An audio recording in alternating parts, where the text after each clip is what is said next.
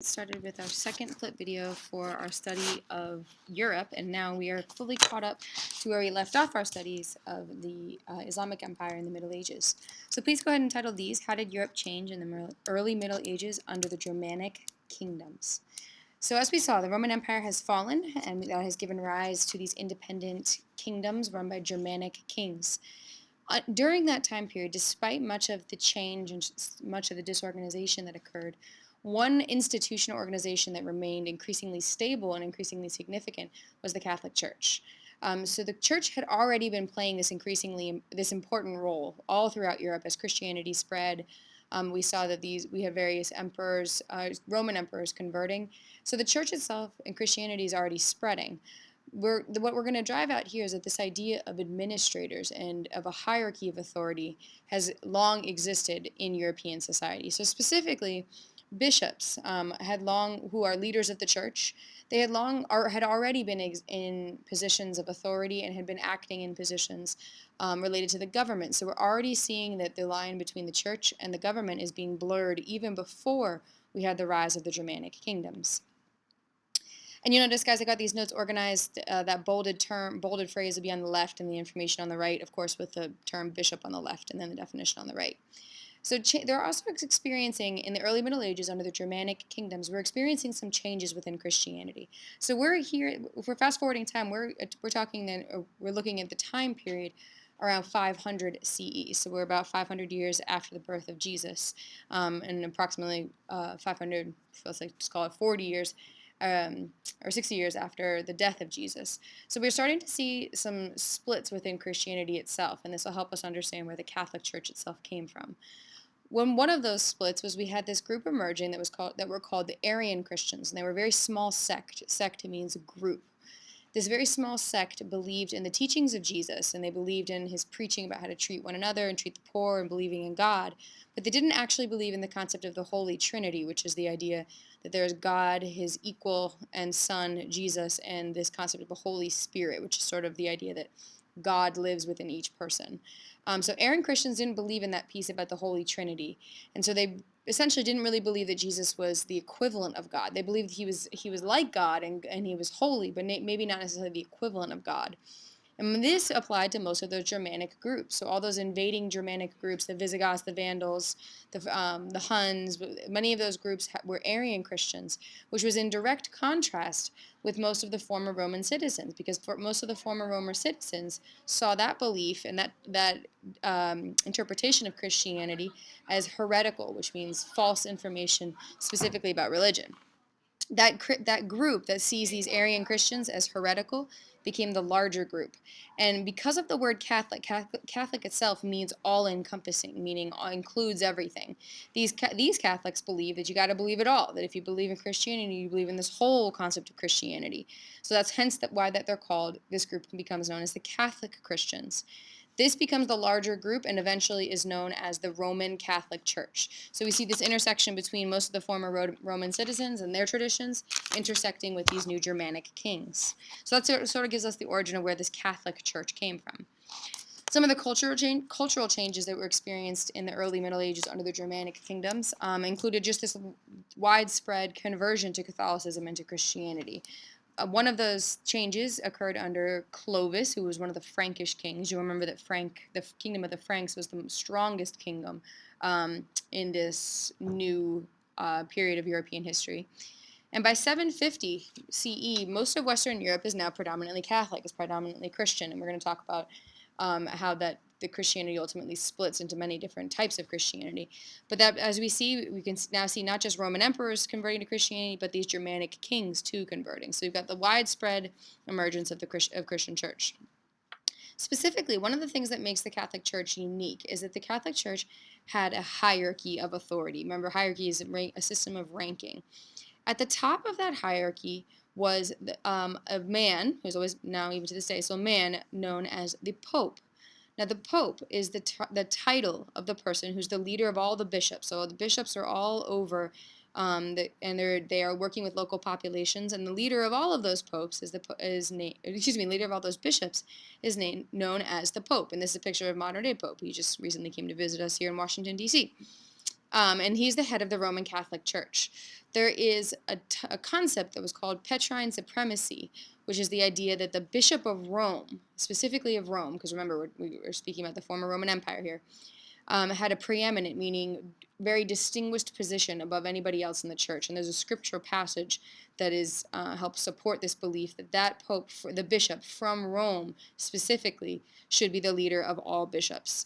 Now this is about to come into conflict because not everyone and not all these bishops agreed with that concept that the bishop of Rome should be the leader of them all. And we're going to come back to that. The way that this concept emerged of having this hierarchy of authority is actually rooted in the stories of the Bible. And Christians believe that Jesus gives the kingdom of heaven to his follower Peter. And Peter then becomes the first bishop of Rome. I mean, again, this leader of Rome, this religious leader. So therefore, there's the belief that all subsequent bishops of Rome, so any bishop that comes after him, are now the vicers, meaning the representations of Christ on earth. And therefore, that is the role of the Pope, that to be this vicer, this representative of Christ on earth. And we're going to return to that momentarily when we see what happens when that comes into conflict with the political leaders of the time. Two terms that are important to know is the papacy. The papacy is just the term used to describe the authority or the office of the Pope. So if you're referring to the papal authority or the papacy, you're referring to the office of the Pope or just something describing the Pope itself. So two good terms to know because they'll come up frequently. Now, obviously, this relationship, if we've got an increasingly powerful pope who is this religious leader, then that's going to put us in conflict with the church. So on the left-hand side, relationship between the church and state. State in this instance means the government. So we've got these conversions of emperors themselves occurring, dating all the way back to the Roman emperors when we discussed Constantine and Theodosius and whatnot. We see these conversion of the emperors. So immediately, these emperors are intimately involved with, and at times they're even administering with or over the church. So already we've got this very deep connection between the emperors and the religious leaders and the religion itself that's emerging here at the Catholic Church, which obviously gives us to this immediate problem of power between this what's known as temporal power and spiritual power. Temporal power means worldly power, power of this world here, so that refers to the power of the emperor, versus the spiritual power, which of course would be the power of the Pope. So we've got an instant, as Christianity begins to grow in these early Middle Ages, and specifically under the Germanic kings, we start to see this conflict emerging between the power of the Pope and the power of the emperor, and how are those two going to relate with one another? Who has this supreme power? And I'm giving you a little preview down in the bottom right of when this really comes to head with a man named Charlemagne. Now, the one important figure in this discussion of the role of the church is a man named Pope Gregory I, and he was a very strong pope, and he really paved the way for the church to have a significant role in politics, as opposed to the church having a significant role in politics as opposed to vice versa. Essentially, he established a temporal role. He established this political role for the church. So he's branching out, just like Muhammad did with creating the government in the pre-Islamic Arabia, or in the Arabian Peninsula. We see that Pope Gregory is the one who starts to take the church out of just being the spiritual center and actually creating a political system around it. The way he did so is he made Rome and all of the surrounding areas into independent administrative units known as papal states, essentially saying that they have autonomy, they have political independence, that they are somehow different as because of their significance in the faith and the home of the Catholic Church in this way. So Pope Gregory really takes on this political role for the church. So we can see this conflict sort of brewing here in the early Middle Ages between the emperors and the Germanic kings. There's also an important new Christian movement that's emerging at this time, and that's changing life in Europe under these Germanic kingdoms. And this new Christian movement, it's on the left-hand side there, and then we can also put this term on the left. It's called monasticism, and monasticism is this movement. This is associated with monks who live in monasteries. This is a movement whereby men live cut off from ordinary human society, and they do so in order to pursue this ideal of a god or total dedication to a god. In monasticism, you see this in Catholics. I'm actually going to show you a picture here real quick, because on the bottom right, those are modern Benedictine monks, and we'll come back to that. You may have seen these also monks in the faith of Buddhism, who typically wear orange robes as Buddhist monks, or Tibetan monks wear some also wear red. Anyway, the monasticism is this movement that's emerging in Christian society whereby men are living alone. They're living clustered away from the rest of society. The word itself, monk, is literally means someone who lives alone. And there's these hermits. Hermits are people, just like a hermit crab retreats into its shell. A hermit is someone who lives alone and not with much interaction with others. And these concepts of the monasticism and monks actually played a really significant role in daily life in the Middle Ages and the spread of Christianity. Those are two examples of some of the earliest monks who lived these very solitary lives. And that's going to change too, this concept of living totally alone. But that's when we see the emergence of monks, because what's going to emerge from this monasticism movement is actually this is going to be the pockets, and these are going to be the centers that really preserve learning throughout the early Middle Ages. One of the groups that's really specific here, known as the Benedictine monasticism. So they took away from this idea that you don't necessarily have to live alone, but you can actually live communally and have this very strict and obedient, disciplined living, dedicated pretty much exclusively to prayer and to work for the community service and manual labor to really improve the community around them. You see these men, they're living up to these ideals, meaning these are their goals of living within poverty. The idea is that living a simplistic life dedicated to God and not material things. And this is the emergence of where we really see celibacy, which is sexual abstinence, emerging as a teaching within the Catholic Church. And this really remains strong to this day, that the leaders of the Catholic Church practice celibacy. The leader of these monasteries would be known as the abbot, and the female equivalent of these that emerged later in time are known as nuns, and they lived in the convents. So again, these are going to be important figures in this monasticism of really, because as European society starts to fall apart, it's these Benedictine monks and the monasteries that really hold on to and preserve learning. You can see nothing to write down here. I just want to show you that the monasticism grew so much that royal societies began to give gifts to these monasteries. So the two castles essentially you see here were both donated to these monasteries, and so that these men would live in these very large areas. They would provide for the poor. They'd have these scholarships, centers of scholarship. So you can see these royal gifts here. You can see here on this map too, nothing to write down, is just that the spread of Christianity is really continuing all throughout oh my gosh, I'm losing my train of thought. Under the Germanic Kings, there you can see continued spread of Christianity, and a lot of this is because of the work of these monks and these monasteries. On the left-hand side, one of the key roles that these monasteries had is they really valued education and specifically learning about Scripture itself. And they placed a very strong emphasis on classical learning, so looking at works of ancient Greece and ancient Rome, and that's going to come back, so let's plant that seed now. It's in fact because of these these monasteries, I need to drop their Germanic, these monasteries all across Europe, that really established the liberal arts curriculum. So it's really through these monasteries that we can trace why it is that you take many of the classes that you do. So the curriculum would include grammar, rhetoric, which is speaking, logic, arithmetic, geometry, astronomy, and music. So you can see again, these are just going to be centers and pockets of education and preserving learning across Europe, which will really come into play very soon.